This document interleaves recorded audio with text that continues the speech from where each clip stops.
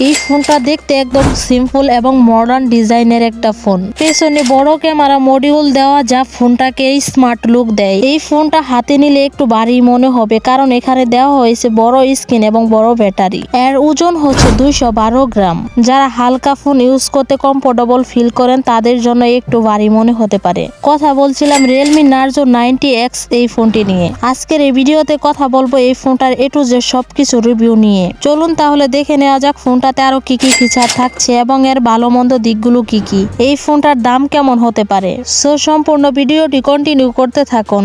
আর হ্যাঁ, আপনি যদি আমাদের চ্যানেলে নতুন ভিউয়ার্স হয়ে থাকেন রিকোয়েস্ট থাকবে চ্যানেলটা সাবস্ক্রাইব করে রাখার। প্রথমে কথা বলা যাক ফোনটার ডিসপ্লে নিয়ে। এতে দেওয়া হয়েছে 6.8 ইঞ্চির বড় সড়ো ডিসপ্লে। এতে ভিডিও দেখা, ফেসবুক, ইউটিউব স্ক্রলিং সবকিছুই খুবই স্মুথ লাগবে কারণ এখানে আছে 144 হার্টজ রিফ্রেশ রেট। পারফরমেন্সের কথায় আসলে ফোনটাতে দেওয়া হয়েছে 6GB RAM plus 128GB storage. Daily use যেমন call, message, Facebook, YouTube, online class বা হালকা গেম এগুলোর জন্য পারফরমেন্স ভালোই হবে। ফোনটার ক্যামেরা সেটআপের কথায় আসলে এখানে দেওয়া হয়েছে এর মেইন ক্যামেরাই থাকছে 50 মেগাপিক্সেল ক্যামেরা এবং ফ্রন্ট ক্যামেরা হচ্ছে 8 মেগাপিক্সেল। দিনের আলোতে মোটামুটি ছবি ভালোই আসবে।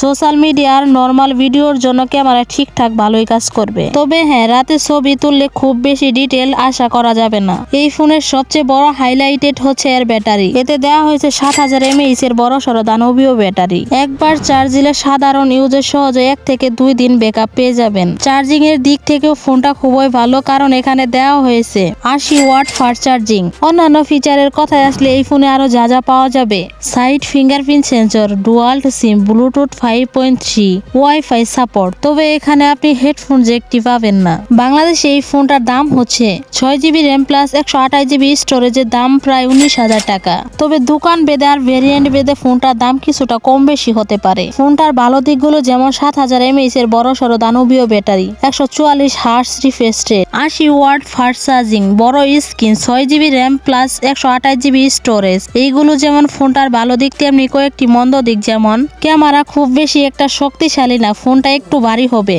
এগুলোই হচ্ছে ফোনটার মন্দ দিক। এখন কথা হচ্ছে যে এই ফোনটা আসলে কাদের জন্য ভালো হবে। যারা বড় ব্যাটারি চান এবং হালকা পাতলা গেম খেলতে ভালোবাসেন তাদের জন্য, নরমালি ইউজের জন্য ফোনটা ঠিক আছে। আর এই ফোনটা কাদের জন্য নেওয়া উচিত হবে না, যারা ফোনে হাই গ্রাফিক্স গেম খেলেন এবং ফুল এইচডি ডিসপ্লে চান তাদের জন্য এই ফোনটি হয়তোবা ভালো অপশন হবে না। আশা করি বুঝতে পেরেছেন। সো ভিউয়ার্স, এই ছিল আজকের মূল ভিডিওটি কেমন লাগলো আর ফোনটা আপনাদের কাছে কেমন লেগেছে কমেন্টে আপনার মূল্যবান মতামতটি রেখে যেতে পারেন। আর হ্যাঁ, ভিডিওটি ভালো লাগলে চ্যানেলটা সাবস্ক্রাইব করে রাখতে পারেন প্রতিনিয়ত এরকম নিত্য নতুন আপডেট ভিডিও সবার আগে পাওয়ার জন্য। সো দেখা হচ্ছে নেক্সট আরেকটি ভিডিওতে। ততক্ষণে সকলে ভালো থাকুন, সুস্থ থাকুন। আল্লাহ হাফেজ।